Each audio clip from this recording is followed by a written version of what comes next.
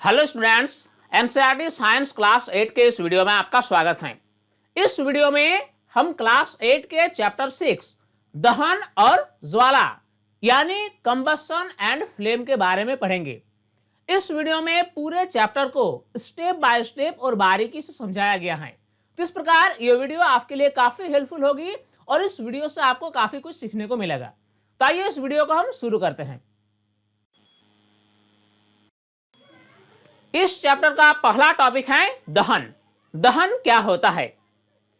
कुछ ऐसे पदार्थ हैं जो वायु में जलकर कार्बन डाइऑक्साइड गैस, उष्मा और प्रकाश देता है, जैसे लकड़ी, कोयला, कागज, मोमबत्ती इत्यादि। आमतौर पर हम क्या देखते हैं कि कुछ ऐसे पदार्थ हमारे सामने होते हैं जो वायु में जलकर कार्बन डाइऑक्साइड गैस, उष्मा और प्रकाश देता है। इस प्रकार के पदार्थों में से उदाहरण के तौर पर हम देख सकते हैं कि लकड़ी, कोयला, कागज, मोमबत्ती इत्यादि। इस प्रकार के पदार्थ क्या करते हैं कि ये वायु में जलकर उष्मा, प्रकाश और कार्बन डाइऑक्साइड गैस देते हैं। यानी अगर सरल भाषा में कहा जाए तो किसी पदार्थों का जलना दहन कहलाता है। वह रासायनिक प्रक्रम जिसमें पदार्थ ऑक्सीजन से अभिक्रिया कर उष्मा देता है दहन यानी कंबसन कहलाता है। अगर हम विज्ञान की भाषा में बात करें तो दहन क्या है? दहन वह रासायनिक प्रक्रम है जिसमें पदार्थ ऑक्सीजन से अभिक्रिया कर उष्मा देता है। जिस पदार्थ का दहन होता है उससे ईंधन यानी फ्यूल कहते हैं। जो सभी पदार्थ वायु की ऑक्सीजन के साथ अभिक्रिया करके उष्मा और प्रकाश उत्पन्न करता है वैसे पदार्थों को ईंधन यानी फ्यूल कहा जाता है। अगर हम उदाहरण की बात करें तो लकड़ी, कोयला, पेट्रोल, डीजल, मोमबत्ती ये सभी ईंधन का उदाहरण है। ईंधन ठोस, द्रव या गैस हो सकता है। कुछ ईंधन ठोस अवस्था में होते हैं, कुछ ईंधन द्रवावस्था में होते हैं, जबकि कुछ ईंधन गैसीय अवस्था में होते हैं। अगर हम ठोस ईंधन की बात करें तो लकड़ी, कोयला, मोमबत्ती ये सभी ठोस ईंधन का उदाहरण है। द्रव ईंधन की अगर हम बात करें तो पेट्रोल और डीजल ये द्रव ईंधन है। इसी प्रकार प्राकृतिक गैस गैसीय ईंधन है। दहन के लिए वायु यानी ऑक्सीजन आवश्यक है। जब कभी भी किसी पदार्थ का दहन होता है, कोई पदार्थ जलता है, तो इसमें वायु यानी ऑक्सीजन अति आवश्यक है। ऑक्सीजन के बिना पदार्थों का दहन संभव नहीं है। यही कारण है कि जब किसी व्यक्ति के वस्त्र आग पकड़ लेते हैं तो आग बुझाने के लिए व्यक्ति को कंबल से ढक दिया जाता है। दहन के लिए ऑक्सीजन अति आवश्यक है। यही कारण है कि जब किसी व्यक्ति के वस्त्र में आग लग जाता है तो उस आग को बुझाने के लिए व्यक्ति को कंबल से ढक दिया जाता है। जब व्यक्ति को कंबल से ढक दिया जाता है तो क्या होता है कि इसका संपर्क वायु की ऑक्सीजन से टूट जाता है और इस प्रकार आग जो है आसानी से बुझ जाता है। नेक्स्ट टॉपिक है ज्वलन ताप। इसे इंग्लिश में इग्निशन टेम्परेचर कहा जाता है। क्या होती है ज्वलन ताप? विभिन्न प्रकार के ईंधन विभिन्न ताप पर आग पकड़ते हैं। जैसा कि हम अपने दैनिक जीवन में देखते हैं कि अलग अलग प्रकार के ईंधन अलग अलग तापमान पर आग पकड़ते हैं। चलिए हम उदाहरण ले लेते हैं कोयले का। अगर हम कोयले के एक टुकड़े को आग लगाना चाहते हैं तो इसमें क्या होगा कि इसकी तापमान उच्च करना होगा। इसी प्रकार अगर हम सूखी लकड़ी के एक टुकड़े पर आग लगाना चाहेंगे तो इससे कम तापमान पर ही यह लकड़ी में आग लग जाएगी। इसके अलावा अगर हम कागज के एक टुकड़े को आग लगाना चाहें तो उससे भी कम तापमान पर यह कागज जलने लगता है।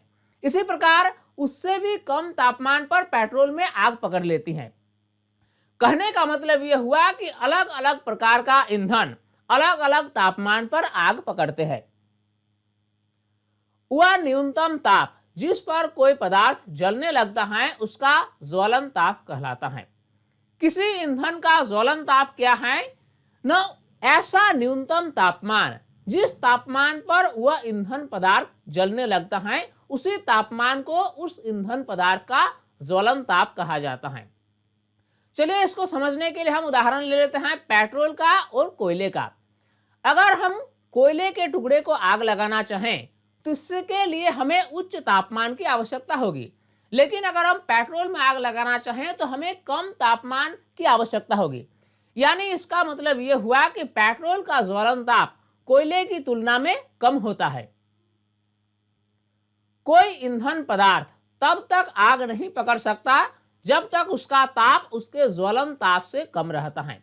यह पॉइंट बहुत ही इंपॉर्टेंट है कि कोई भी ईंधन पदार्थ में तब तक आग नहीं पकड़ सकता जब तक उसका ताप उसके ज्वलन ताप से कम रहता है। यानी अगर किसी पदार्थ का तापमान उसके ज्वलन ताप से कम रहे तो उसमें आग नहीं पकड़ेगा। आग पकड़ने का कंडीशन ये है कि उसका तापमान उसके ज्वलन ताप तक पहुंचना चाहिए। किसी पदार्थ के दहन के लिए उसका ताप उसके ज्वलन ताप तक पहुंचना अति आवश्यक है। ज्वलनशील पदार्थ, इससे इंग्लिश में इनफ्लैमेबल सब्सटेंसेस कहा जाता है। किस प्रकार के पदार्थों को ज्वलनशील पदार्थ कहा जाता है? जिन पदार्थों का ज्वलन ताप बहुत कम होता है और जो बहुत ही आसानी से आग पकड़ ले, ज्वलनशील पदार्थ कहलाते हैं। कुछ ऐसे ईंधन पदार्थ हैं जो बहुत ही कम तापमान पर आग पकड़ लेते हैं और ये बहुत ही आसानी से आग पकड़ लेते हैं। तो इस प्रकार के ईंधन पदार्थों को ही ज्वलनशील पदार्थ कहा जाता है। अगर हम ज्वलनशील पदार्थों के उदाहरण की बात करें तो इसका उदाहरण है पेट्रोल, एलपीजी, अल्कोहल इत्यादि। इस प्रकार के ज्वलनशील पदार्थ बहुत ही आसानी से और बहुत ही कम तापमान पर आग पकड़ लेती हैं। इसलिए ज्वलनशील पदार्थों के भंडारण में हमें विशेष सावधानी बरतनी होती है। आइए अब हम जानेंगे कि हम आग पर नियंत्रण कैसे पाते हैं। आग हमारे जीवन में बहुत ही महत्वपूर्ण भूमिका निभाती है। आग के बिना हमारी सभ्यता की कल्पना नहीं की जा सकती है। इसीलिए आग जो है वह हमारे जीवन में एक महत्वपूर्ण भूमिका अदा करती है। परंतु कभी कभी आग अगर अनियंत्रित हो जाए तो ये हमारे लिए काफी नुकसानदेह होती है और इस प्रकार अनियंत्रित आग जान माल की क्षति तक पहुंचाती है। तो अब सवाल यह है कि हम आग पर नियंत्रण कैसे पाते हैं। हम अक्सर घरों, दुकानों और कारखानों में आग लगते देखते हैं जिससे जन धन की काफी क्षति हो जाती है। ऐसी स्थिति में हमें आग को नियंत्रित करना आवश्यक हो जाता है। तो अब हम देखेंगे कि हम आग पर नियंत्रण कैसे पाएंगे। आग को हम कैसे बुझाएं, ये जानने से पहले हमें समझना होगा कि आग लगाने के लिए हमें क्या क्या चीजों की आवश्यकता होगी। आग उत्पन्न होने के लिए 3 आवश्यकताएं होती हैं। अगर किसी स्थान पर अगर हम आग उत्पन्न करना चाहें तो हमें 3 प्रकार के चीजों की आवश्यकता होती है। पहला है ईंधन। उस स्थान पर ईंधन का होना जरूरी है। बिना ईंधन का किसी भी जगह पर आग उत्पन्न नहीं किया जा सकता है। अगली आवश्यकता है वायु यानी ऑक्सीजन। जैसा कि हमने पहले ही डिस्कस किया कि कोई पदार्थ का दहन तभी हो सकता है जब ऑक्सीजन मौजूद हो। बिना ऑक्सीजन का आग नहीं लग सकता है। तीसरी आवश्यकता है ज्वलन ताप। कोई ईंधन पदार्थ तभी आग पकड़ती है जब उसका तापमान उसके ज्वलन ताप तक पहुंच जाता है। यानी किसी स्थान पर आग उत्पन्न कराने के लिए हमें इन 3 आवश्यकताओं की आवश्यकता होती है। अतः आग बुझाने के लिए एक या अधिक आवश्यकताओं को हटाया जाना जरूरी है।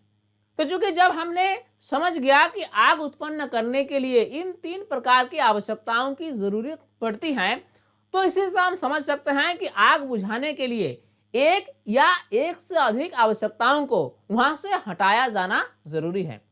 अगर किसी स्थान पर आग लग गया है और उस आग पर अगर हम काबू पाना चाहते हैं तो या तो हमें वहां उपस्थित ईंधन को हटा देना होगा।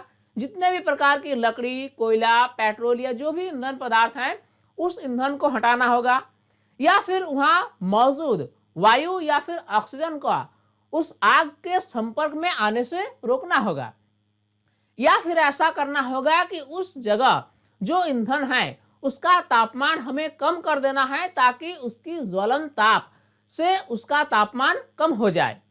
यानी किसी स्थान पर आग को बुझाने के लिए इन 3 आवश्यकताओं में से कम किसी एक आवश्यकताओं को हटाया जाना जरूरी है।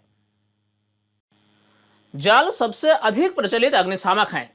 सामान्य रूप से आग बुझाने के लिए जल का इस्तेमाल किया जाता है और जल सबसे अधिक प्रचलित अग्निशामक है।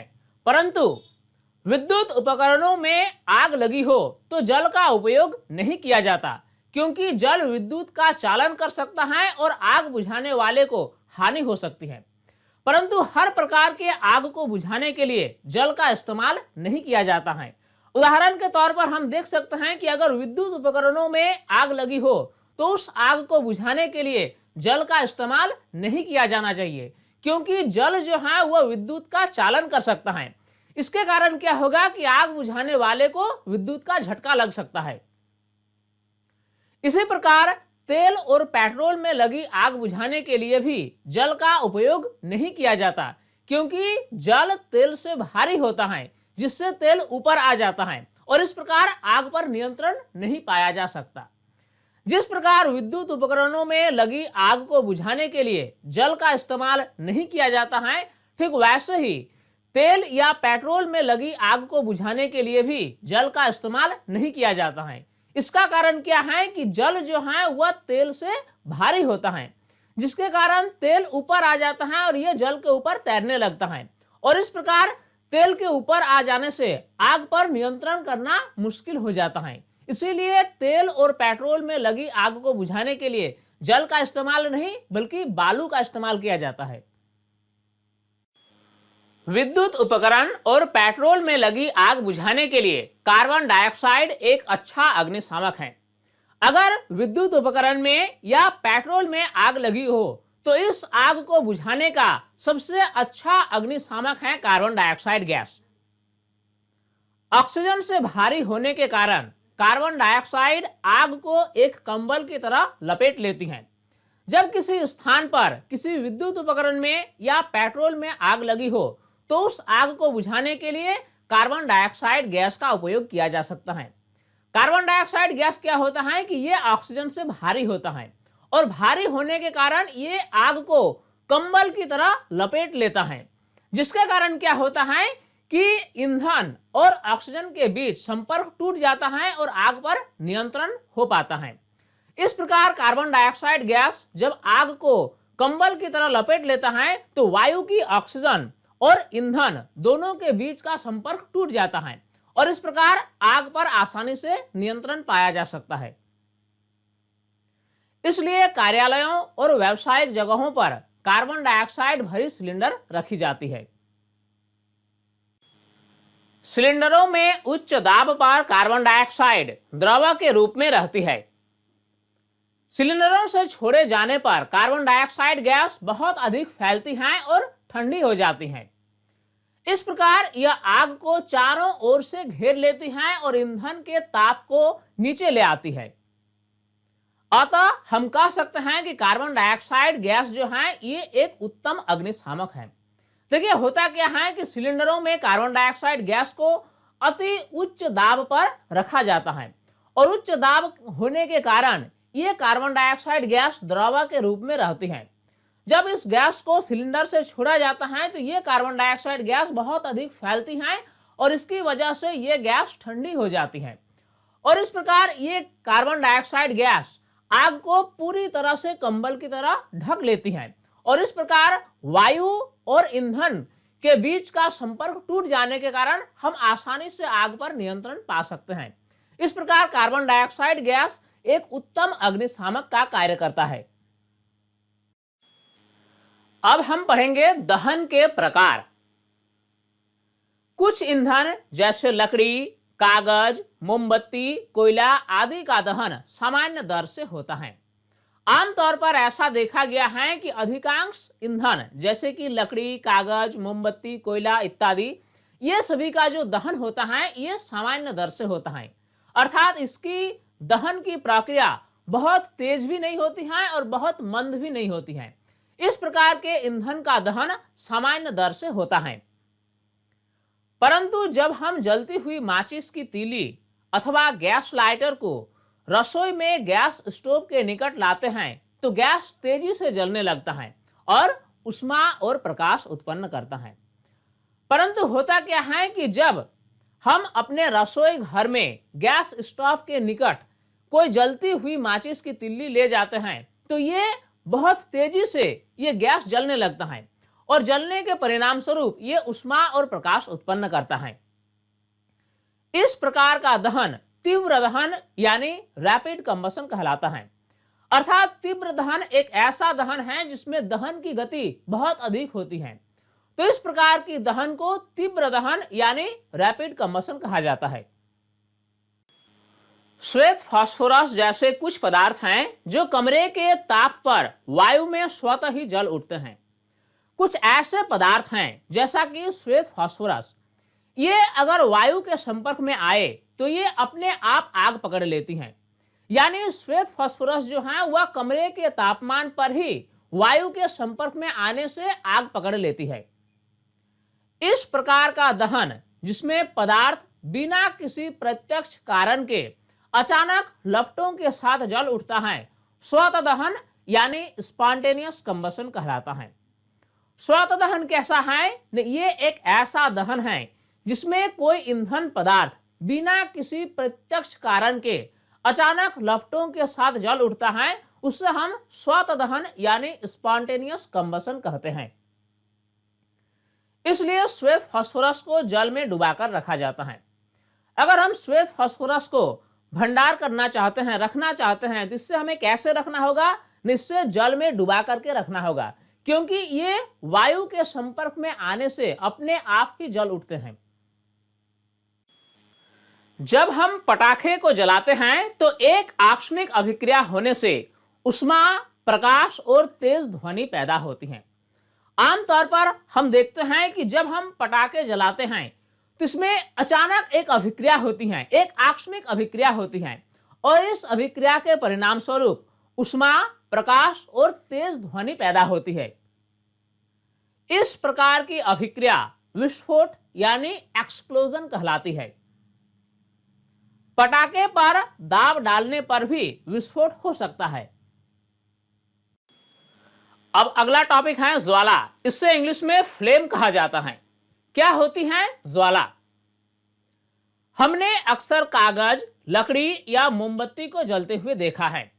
एक्चुअली होता क्या है कि जब हम कागज, लकड़ी या मोमबत्ती को जलाते हैं तो हम क्या देखते हैं?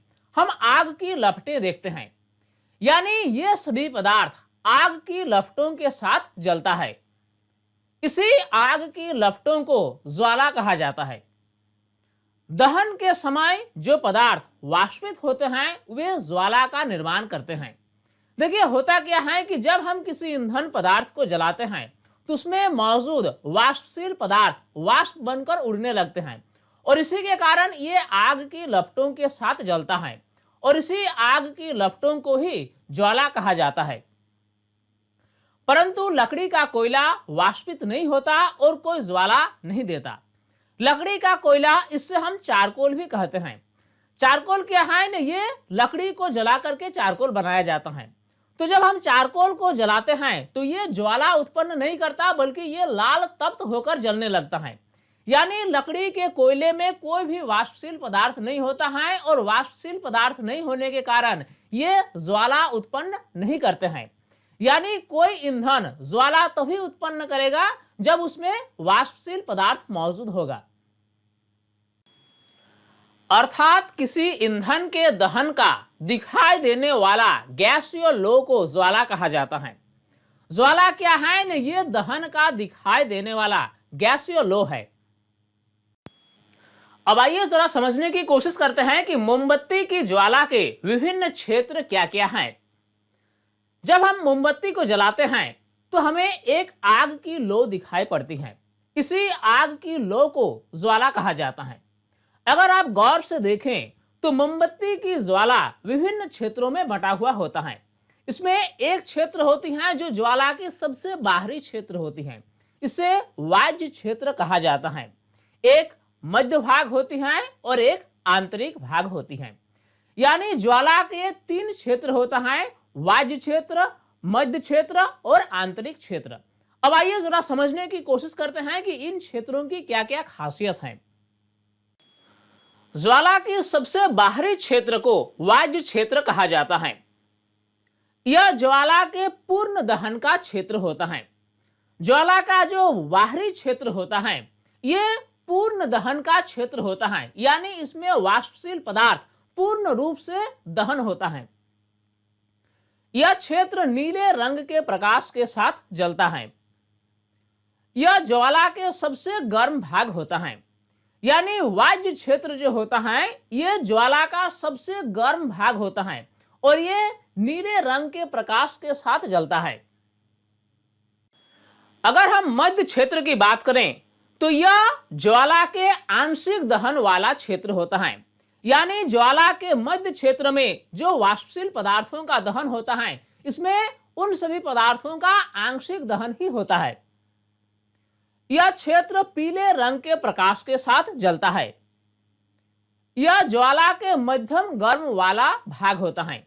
जैसा कि अभी हमने जाना कि ज्वाला के सबसे बाहरी क्षेत्र सबसे गर्म वाला भाग होता है, लेकिन ज्वाला का मध्य क्षेत्र मध्यम गर्म वाला भाग होता है, यानी इसकी जो गर्मी होती है वह बाहरी क्षेत्र की तुलना में कुछ कम होती है। इसी प्रकार ज्वाला का आंतरिक क्षेत्र भी होता है। यह बिना दहन वाला क्षेत्र होता है, अर्थात इस क्षेत्र में कोई वाष्पशील पदार्थ का दहन नहीं होता है। यह क्षेत्र का रंग काला होता है। अगर आप गौर से देखें तो मोमबत्ती की ज्वाला का जो आंतरिक क्षेत्र होता है यह काले रंग का होता है।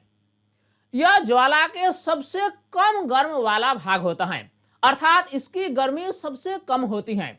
ज्वाला की जो आंतरिक क्षेत्र होती है यह सबसे कम गर्म वाला भाग होता है। इस प्रकार मोमबत्ती की ज्वाला के 3 क्षेत्र होते हैं: बाहरी क्षेत्र, मध्य क्षेत्र और आंतरिक क्षेत्र। सोने और चांदी को पिघलाने के लिए सुनार धातु की फूंकनी से ज्वाला के सबसे बाहरी भाग को उस पर फूंकते हैं। ये पॉइंट बहुत ही इंपॉर्टेंट है और यह समझने वाली है। देखिए, सुनार क्या करता है कि यह सोने और चांदी को पिघलाने के लिए ज्वाला का इस्तेमाल करते हैं।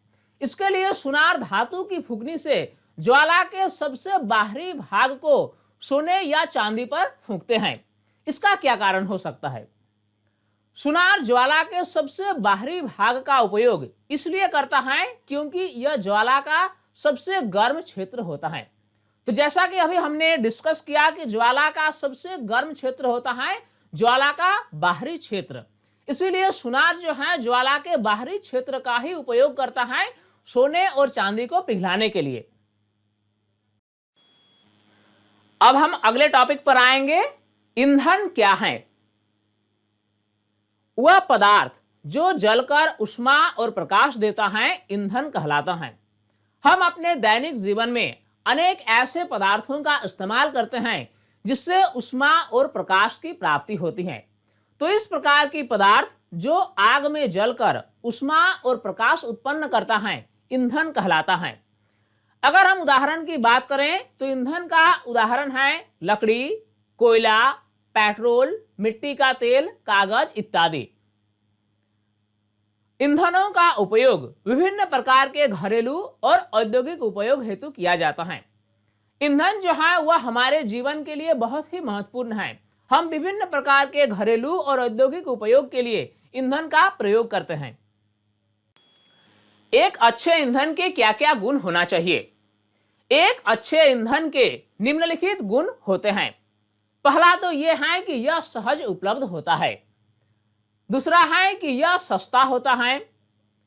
यह अधिक मात्रा में ऊष्मा उत्पन्न करता है। यह सामान्य दर से सुगमतापूर्वक जलता है और यह जलने के उपरांत कोई अवांछनीय पदार्थ नहीं छोड़ता है।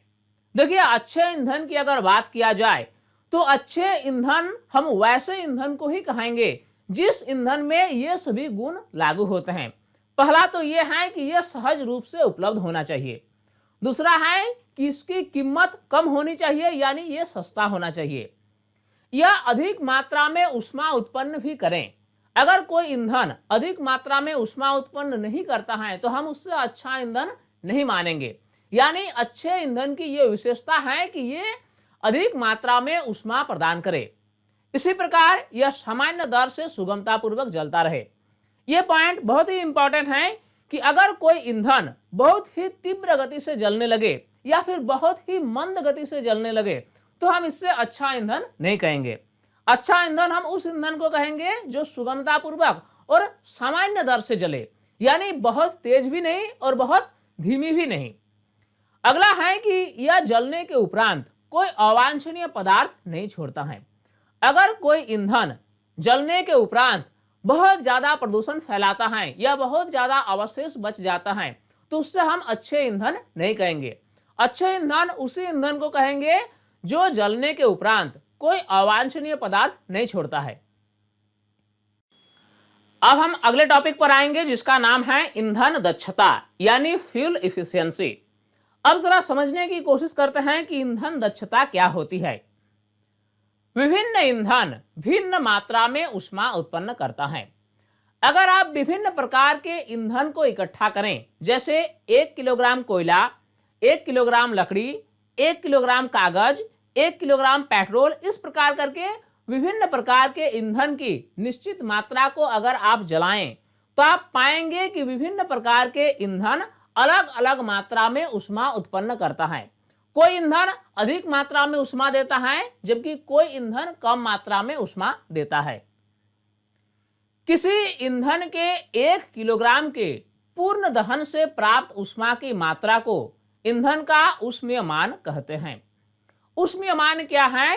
किसी ईंधन के 1 किलोग्राम के पूर्ण दहन से जो हमें ऊष्मा प्राप्त होती है उससे उस ईंधन का ऊष्मीयमान यानी कैलोरीफिक वैल्यू कहा जाता है। ईंधन के ऊष्मीयमान को किलोजूल प्रति किलोग्राम मात्रक द्वारा प्रदर्शित किया जाता है। ये पॉइंट बहुत ही इंपॉर्टेंट है कि ऊष्मीयमान का मात्रक क्या है। ऊष्मीयमान जो है ये हम किलोजूल प्रति किलोग्राम में व्यक्त करते हैं, यानी 1 किलोग्राम के पूर्ण दहन से हमें कितनी ऊष्मा प्राप्त होती है। अब आइए एक टेबल के जरिए हम विभिन्न प्रकार के ईंधनों के ऊष्मीयमान को देखते हैं। एक तरफ हम लिखते हैं ईंधन, दूसरे तरफ लिखते हैं उसका ऊष्मीयमान। देखिए ये जो टेबल हम देखने जा रहे हैं, इस टेबल में जो भी मान दिए जाएंगे ये सभी मान आपको याद रखने की जरूरत नहीं है। ये टेबल दिखाए जाने का मेरा मकसद ये है कि ताकि आपको समझ में आए कि कौन सा ईंधन का ऊष्मीयमान कम है और कौन सा ईंधन का ऊष्मीयमान अधिक है। अगर हम बात करें लकड़ी की तो 1 किलोग्राम लकड़ी के पूर्ण दहन से 17,000 से लेकर 22,000 किलो जूल ऊष्मा उत्पन्न होती है। इसी प्रकार 1 किलोग्राम कोयले के पूर्ण दहन से 25,000 से 33,000 किलो जूल ऊष्मा निकलती है। इसी प्रकार पेट्रोल के पूर्ण दहन से 45,000 किलो जूल, मेथेन के पूर्ण दहन से 50,000 किलो जूल, सीएनजी के पूर्ण दहन से 50,000 किलो जूल और हाइड्रोजन के 1 किलोग्राम के पूर्ण दहन से 1,50,000 किलो जूल ऊष्मा मुक्त होती है। तो ये सभी टेबल देखने के बाद हम ये समझ में आया हमें कि हाइड्रोजन जो है उसकी ऊष्मीयमान सबसे अधिक होती है। ईंधन के दहन से पर्यावरण प्रदूषण। जैसा कि हम जानते हैं कि ईंधन हमारे लिए बहुत ही उपयोगी है। हम विभिन्न प्रकार के घरेलू कार्य या फिर औद्योगिक कार्यों के लिए ईंधन का उपयोग करते हैं। ईंधन के बिना हमारी आधुनिक सभ्यता की कल्पना ही नहीं की जा सकती है। परंतु ईंधन के उपयोग से पर्यावरण पर प्रतिकूल प्रभाव पड़ता है। ईंधन का बढ़ता हुआ उपयोग पर्यावरण पर हानिकारक प्रभाव डालता है। लकड़ी, कोयला और पेट्रोल के दहन से बिना जले कार्बन कण मुक्त होते हैं। ये सूक्ष्म कण खतरनाक प्रदूषक होते हैं जो दमा जैसे श्वास रोग उत्पन्न करते हैं। जो भी ईंधन हम अपने दैनिक जीवन में उपयोग करते हैं, चाहे वह लकड़ी हो, कोयला हो या पेट्रोलियम पदार्थ हो, ये सभी के दहन से पर्यावरण पर हानिकारक प्रभाव पड़ता है। इससे वायु प्रदूषण बहुत ज्यादा बढ़ जाती है। इस प्रकार के ईंधन के दहन से सूक्ष्म कण वायु में मुक्त होते हैं और ये सूक्ष्म कण बहुत ही खतरनाक होते हैं जो हमारे शरीर में विभिन्न प्रकार के रोग उत्पन्न कर सकते हैं। लकड़ी का ईंधन के रूप में प्रयोग वृक्षों की कटाई को बढ़ावा देती है, जिससे पर्यावरण पर प्रतिकूल प्रभाव पड़ता है। अब देखिए, जरा कल्पना कीजिए कि अगर हम लकड़ी का इस्तेमाल ईंधन के रूप में करें तो क्या होगा। इसमें दो तरह की हमें क्षति होती है। पहला तो ये कि लकड़ी के दहन से वायु में प्रदूषण फैलता है। दूसरी ये कि लकड़ी का अगर ईंधन के रूप में प्रयोग किया जाए तो ये वृक्षों की कटाई को बढ़ावा देगी और इस प्रकार वृक्षों की कटाई से पर्यावरण पर प्रतिकूल प्रभाव पड़ेगा। इन ईंधनों का अपूर्ण दहन कार्बन मोनोऑक्साइड गैस देता है। जो ईंधन जैसे लकड़ी, कोयला, पेट्रोलियम, ये सभी ईंधनों का अपूर्ण दहन यानी ऐसा दहन जिसमें पर्याप्त मात्रा में ऑक्सीजन उपलब्ध न हो, तो इस प्रकार के अपूर्ण दहन से कार्बन मोनोऑक्साइड गैस निकलती है। कार्बन मोनोऑक्साइड गैस अत्यंत विषैली गैस होती है, इसलिए बंद कमरे में कोयला जलाना खतरनाक होता है, क्योंकि इससे उत्पन्न कार्बन मोनोऑक्साइड गैस से कमरे में सो रहे व्यक्तियों की मृत्यु भी हो सकती है। कार्बन मोनोऑक्साइड गैस जो है ये हमारे लिए बहुत ही हानिकारक गैस है। इसीलिए बंद कमरे में ठंडे के दिनों में अधिकतर लोग क्या करते हैं कि कोयला जलाकर रूम को गर्म करते हैं, लेकिन ये काफी खतरनाक साबित हो सकता है, क्योंकि कोयला जलाने या फिर लकड़ी जलाने से कार्बन मोनोऑक्साइड गैस निकलती है और ये कार्बन मोनोऑक्साइड गैस कमरे में फैल जाती है और उसमें सो रहे व्यक्तियों की मृत्यु तक भी हो सकती है। अधिकांश ईंधनों के दहन से कार्बन डाइऑक्साइड गैस निकलती है। देखिए, होता क्या है कि ईंधन को अगर ऑक्सीजन की पर्याप्त मात्रा के उपस्थिति में जलाया जाए तो कार्बन डाइऑक्साइड गैस निकलती है सामान्य रूप से, लेकिन अगर ऑक्सीजन की उपलब्धता कम हो तो वैसे स्थिति में ईंधनों के दहन से कार्बन मोनोऑक्साइड गैस निकलती है। वायु में कार्बन डाइऑक्साइड गैस की अधिक मात्रा विश्व उष्णन यानी ग्लोबल वार्मिंग का कारण बनती है। आपने विश्व उष्णन का नाम सुना होगा, जिससे इंग्लिश में ग्लोबल वार्मिंग कहा जाता है। ग्लोबल वार्मिंग क्या है? पृथ्वी की तापमान में जो बढ़ोतरी हो रही है पर्यावरण में प्रदूषण के बढ़ने के कारण, इसी परिघटना को ग्लोबल वार्मिंग यानी विश्व उष्णन कहा जाता है। इसका कारण क्या है? इसका कारण यह है कि वायु में कार्बन डाइऑक्साइड गैस की मात्रा बढ़ रही है और इस प्रकार कार्बन डाइऑक्साइड गैस की मात्रा सामान्य से अधिक होने के कारण ग्लोबल वार्मिंग का परिघटना होती है। पृथ्वी के वातावरण में तापमान में वृद्धि विश्व उष्णन कहलाती है। विश्व उष्णन से ध्रुवों पर बर्फ पिघलने लगता है, जिससे समुद्र में जल स्तर बढ़ जाता है और तटीय क्षेत्र बाढ़ग्रस्त हो जाते हैं। कोयला, पेट्रोल और डीजल के दहन से सल्फर डाइऑक्साइड और नाइट्रोजन के ऑक्साइड मुक्त होते हैं। देखिए, जितने भी प्रकार के जीवाश्म ईंधन हैं, जैसे कि कोयला, पेट्रोल, डीजल इत्यादि, इन सभी के दहन से वायु में सल्फर डाइऑक्साइड और नाइट्रोजन के ऑक्साइड मुक्त होते हैं।